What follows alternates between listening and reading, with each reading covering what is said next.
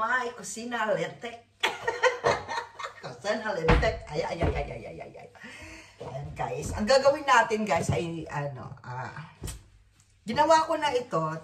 First time ginawa ko. Pero ang sarap niya. So, trinay ko ulit ngayon. So, meron po tayo dito mango. Tara! Fresh mango guys. Green mango. At 2 tomatoes. 1 lemon. At maraming garlic, guys. And syempre, ang walang sawang sibuyas, dilintek. At ang pinaka-paborito ko sa lahat ay ang ating sili. So, ayan guys. Normally, pagka ginawa ko to guys, yung una ay style Pinoy mango. So, naglagay ako ng bagoong natin. So, gano'n lang. At saka ganito din. Kamatis, sibuyas lang. Hindi ako naglagay nitong lemon, tsaka garlic. At saka sili. So, ang gagawin natin ngayon ay yung ginagawa ko sa papaya pukpok, yung Thais papaya salad ng Thais. So, ang gagawin ko, instead of papaya, mango gagamitin natin. Kasi yan lang ang meron ako. Bakit ko pipilitin kung wala tayong papaya, diba? So, mamaya papakita ko sa inyo kung paano ko gagawin yung sauce. So, prefer lang muna natin itong ating mango. So, ang gagawin natin guys, meron ako ditong pangkayod. Yan, siyempre. Bahala kayo. Pwede naman yung kutsilyo tapos chap. Ganon. Para basta maging pahaba lang siya. Yan. Or, gusto nyo naman, i-dice. Cutting dice the mango.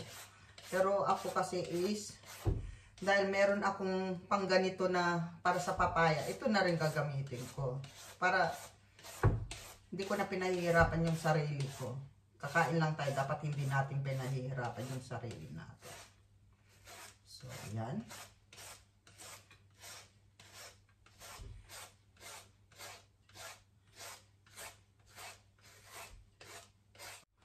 Ayan, nalubat tayo guys.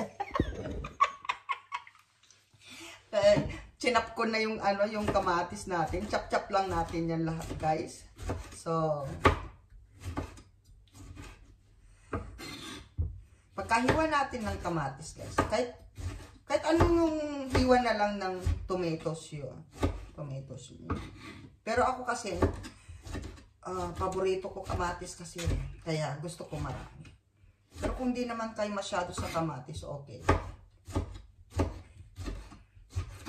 So, papartneran natin dito ng pritong isda or kahit anong klaseng prito, kahit inihaw yan, the best.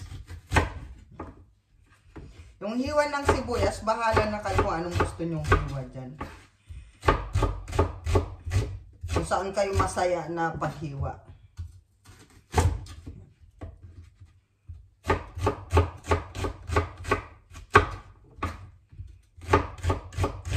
Ayan guys, na-prepare na natin yung mango, sibuyas, yung onion, shallot, and tomatoes. So, nandito.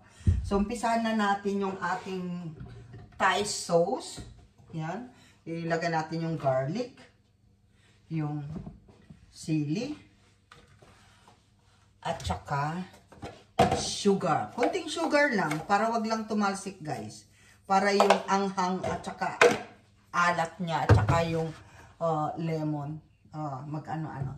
So, ayan, tutok ko dito para makita nyo paano yung paggawa ng sauce.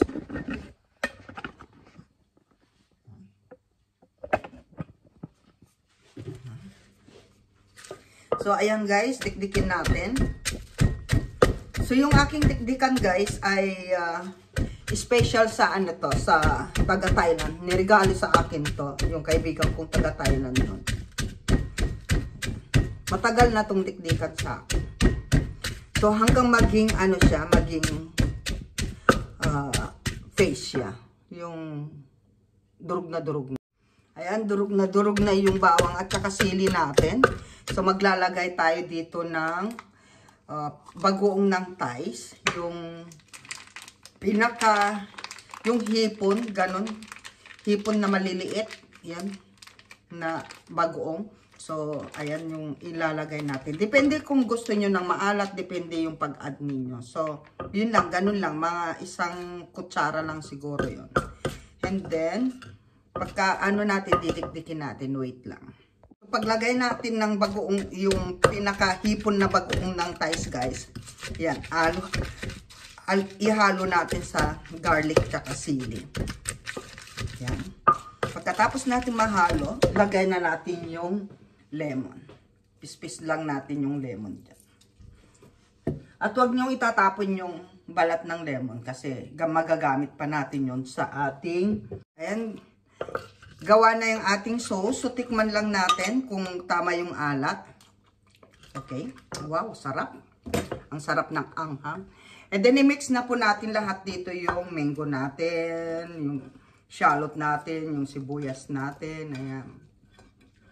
And then, i-mix na natin. So, mix na lang natin ito dito sa loob. Ayan.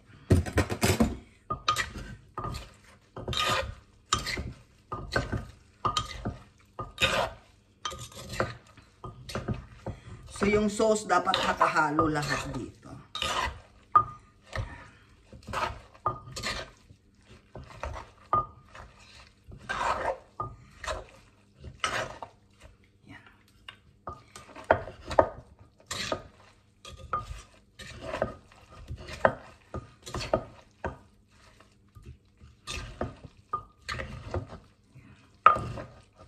And guys, dahil nahalo na natin lahat, ayan. Diba? Ang sarap. Tikman na natin.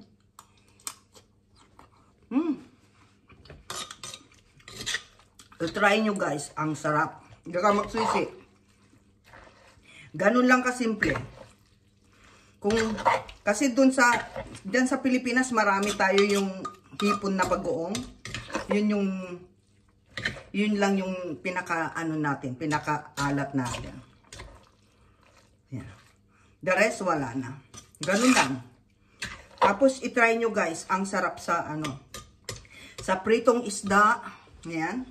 Sa pritong isda at saka kahit ano pa, partner nito. Kahit ito lang ulam na to guys. Ito lang yung inuulam ko. So, ayan guys, my simple mango salad with Thai sauce. Ayan. Ganun lang po kasimple yung paggawa ng mango salad. So, shout out sa buong Team Lintik at sa lahat ng ating followers at subscriber guys. Thank you so much for following my videos and watching my videos guys. Sa mga hindi pa nakasubscribe dyan, subscribe na kay Lintik. And thank you!